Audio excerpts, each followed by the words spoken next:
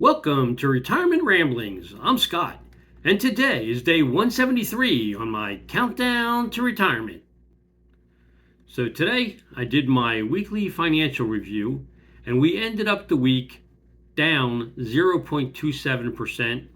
So, we're now up 6.69% for the year across our portfolio. So, still doing pretty well. So, I'm satisfied with where we currently are sitting. The stock market as a whole ended the week down. The Dow Jones Industrial Average finished down 1% at 44,372. The S&P 500 was down 0.3% at 6260. The Nasdaq was down 0.1% at 20,586, and the Russell 2000 was down 0.7% at 20,586. 5 of the 11 S&P 500 sectors were also down. Consumer staples down 1.8%, financials down 1.9%, telecom down 1.2%, healthcare down 0.3%, and materials down 0.3%. WTI crude was up 3% to $68.45 a barrel. Gold was up 0.5% to 33.64 troy ounce. Natural gas was down again 2.2%. So now it's sitting at $3.31.4. International markets were mixed this week. India was the big loser, down 1.1% to 82,500. Japan was also down 0.6% to 39,570. And the winner for the week was Germany, which was up 2% at 24,255. So, as many of you know,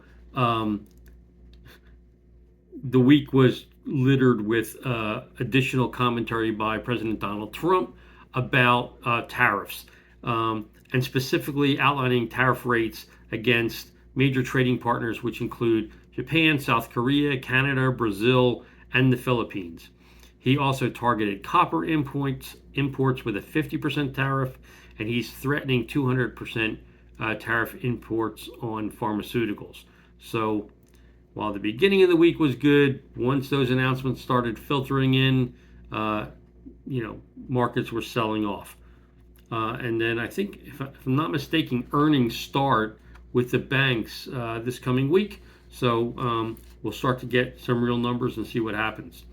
Then, after doing my numbers, my sister called me. Well, she emailed me first with a copy of her recent blood work, and she was concerned about 2 specific items.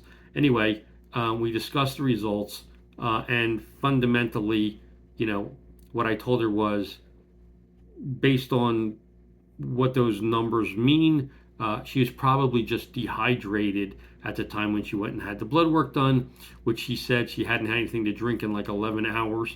So I basically told her to, when she goes to reschedule the blood work, to basically drink like 32 ounces of water leading up to the blood work, and to make sure she's fully hydrated. And then when she repeats the labs, I'm confident that the numbers that she's concerned about will be back to normal. So anyway, that was that. Then I did a Costco run, and like, our freezer has gotten down to basically no beef. Well, other than 1 or 2 pounds of ground beef, but other than that, we were completely out of all of our other steaks and meat products. So like, I had ribs left, and that was it. So went to Costco, broke down, paid the ridiculous price of $11.99 a pound for top sirloin, because that was still the least expensive meat that I could buy in the meat case there. So did that. I also bought my wife what we used to in the old days call a husband, but really it's a backrest that you can put in bed, lean up against your headboard or whatever, and more comfortably sit up if you're going to be reading, or in her case, playing an iPad with games at night before she goes to sleep.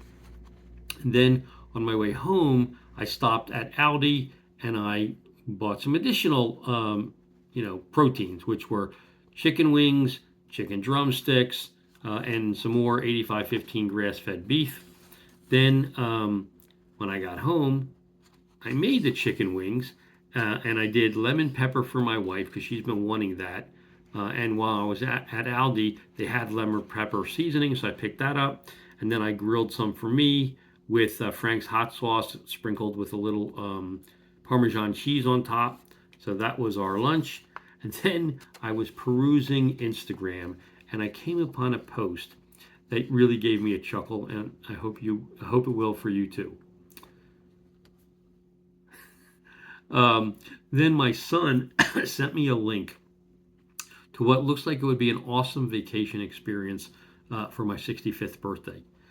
So on my 50th birthday, I took my son with me to Leeds, Alabama, and we went to the Porsche driving experience, which was a 2-day class driving on a private motor speedway in a specific version of a Porsche race car. Each one of us had our own car, and so we had 2 days of driving lessons with professional instructors, and drove the course, did all kinds of things like water figure eight sliding, learning how to drive in reverse at super high speed, how to take hairpin turns, how to basically open the car up to its full potential. So that was super fun, and we have some really great pictures from that particular experience together. And then I had been telling him that one of my goals for my bucket list trips over my lifetime is to be able to not only go and do the Autobahn, to be able to drive at an unlimited speed to see, what it's like to be driving at very high speeds, um, on normal roads, or roads that or at least are built so that you can drive them at a high speed.